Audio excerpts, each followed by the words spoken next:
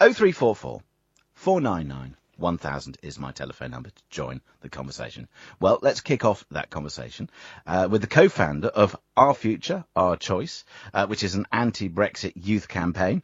And I'm joined by its co-founder, Will Dry. Will, very good morning to you.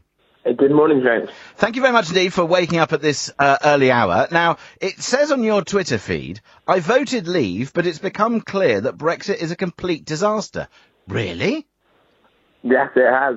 Both of those things are true. But, OK, so, first of all, in what way is Brexit a disaster? I think that it's just simply become clear that what people voted for is simply not what people are going to get. They're going to get something very different from what they voted for. So, for example, people voted for more trade with the rest of the world. I think it's quite clear now that if we put up barriers between ourselves and our closest and most important trading partners, we're going to get less trade. People voted for more money for the public services, especially the NHS. Well, actually, Theresa May's deal costs, I think, 39 to 50 billion, and Brexit is costing this economy money every single day. Prices are going up. We're all being hit by this decision to leave. And thirdly, people voted for more control over their laws, but Theresa May's deal and Brexit now doesn't mean that. It means being a rule taker for 2 years and probably even longer after that. So that's why I think that Brexit is now not the best decision for the country. And, you know, when you can look back at issues with the benefit of hindsight, when the costs and consequences of decisions become clear, I think everybody is entitled to change their mind. And frankly, I personally don't mind if Tony Blair makes that point. He's perfectly entitled to speak because we do live in a liberal democracy in which everyone, especially former prime ministers, are allowed to speak out on the most important issue of the day. I'm very happy for Tony Blair to speak, by the way, and I'm very happy for it to express his views. Having said that, isn't it the first lesson of politics that you don't get what you vote for? How many times have people said, well, I didn't vote for this, I didn't vote for that? We have a very binary system that means you either vote for one person or you vote for another, and you vote for a party, not necessarily on policies. And that means that there is always an element of compromise. And to be honest, to suggest that we know what's going to happen post-Brexit, we have no idea. You have no more idea than I do. I'm sorry, I disagree with that. I disagree with the two assertions you made there. Firstly, I think it is important that the major campaign pledges that people make during referendums or elections are held by. So, for example, if people win a referendum because they can convince people that there will be more money for the NHS, there will be more trade, you will get control of your laws, and then those three things transpire not to be true. But we don't know that's not true. I mean, for example, Theresa May yesterday. Yeah. Okay. So all right. Let's take them one by one. We know that the transition deal does make it a rule taker for 2 years. Do you accept that? Well, yes, we're going to. During the transition period, we know that. So we know we're going to be a rule taker for 2 years, and we'll probably be a rule taker for longer after that. What about money? Well, we know already because actually we were told at the time, and I believed that the Leave campaigners said whenever the Remainers discussed the economy that it was Project Fear, and I believed the Leave campaign. I thought George Osborne and Mark Carney were kind of inflating the risk to the British economy. Because they had a political agenda. I believe that.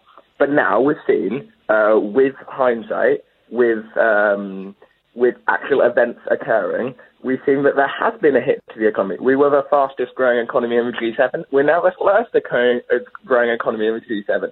Brexit has cost this economy. I think it comes to actually a little under £350 million a week, according to the Financial Times. And then you look going forward, the government's own analysis still predicts that there's going to be a huge hit to economic growth over the next 15 years in areas like the North East. Regardless of whether or not we get a free trade deal or we crash out with no deal, I think the North East gets absolutely hammered.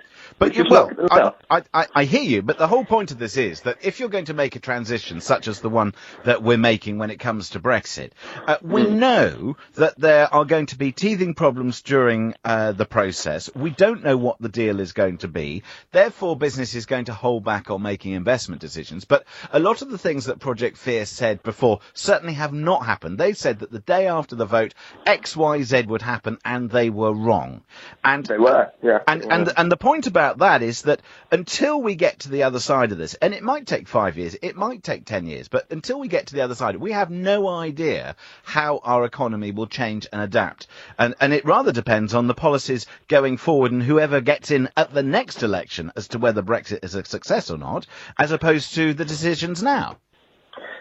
I just fundamentally reject the notion that Brexiteers are people driving forward this quite controversial policy for our country, which will define so much, have to rely on the argument that we actually can never know what the future will look like. So we may as well take this huge risk. The reality is that... Well, we've taken the decision. You voted for it. No, but I think the first question was, is Tony Blair right? Can Brexit be stopped? The answer to that patently is yes. It's a fact that Brexit can be stopped. It can, correct. Theresa May's own legal advice says that we can unilaterally revoke Article 50 at any point. Donald Tusk says that. Jean-Claude Juncker says that.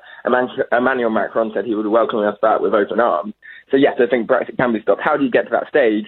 Well, it's probably going to be a public vote on whatever Theresa May comes back with from Brussels. I think that's the right thing to do. I think that's the fair thing to do.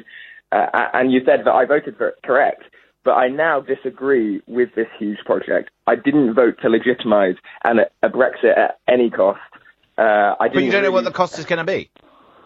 No, but I'm trying to explain to you. You can't just hide behind the fact that you can't entirely predict the future. When you have the Prime Minister of a country admitting that we will have less access to European markets, when you have the government's own economic analysis admitting that the North East will be hit by something like 11% if we crash. I don't have a problem, by the way.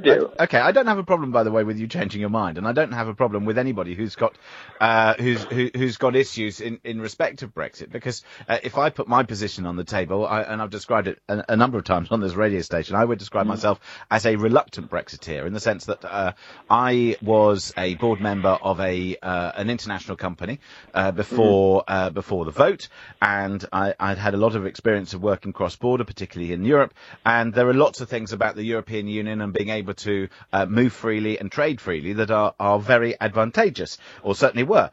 Having said that, I took the view that longer term, we were always going to be the pebble in the shoe of the European Union. We don't like the idea of a single currency. We don't like the idea of political integration. We don't like the idea of an international security force. And we don't like the idea of harmonious legislation where everything is dealt with by European institutions and courts. So there are a lot of things that we didn't agree on. And you might say, well, we had these exemptions. But increasingly, before any of this happened, the Europeans were beginning to get really fed up with us. I don't accept that. Well, they were. No. I can tell you, they were. Absolute fact, they were. They were getting fed up with... I'm sure you've got a direct line to many senior Europeans' office, and perhaps I don't. But they weren't fed up with the fact that we had an opt-out from a single currency. They weren't fed up that we didn't completely share their views on this international military force. In fact, if that was the case, why were many senior military European missions based in London? When they were trying to deal with the North African refugee problem, if they were so fed up with our attitude to their integration with regards to a military force, why did they base that project in London? Because they were absolutely fed up with us, and they were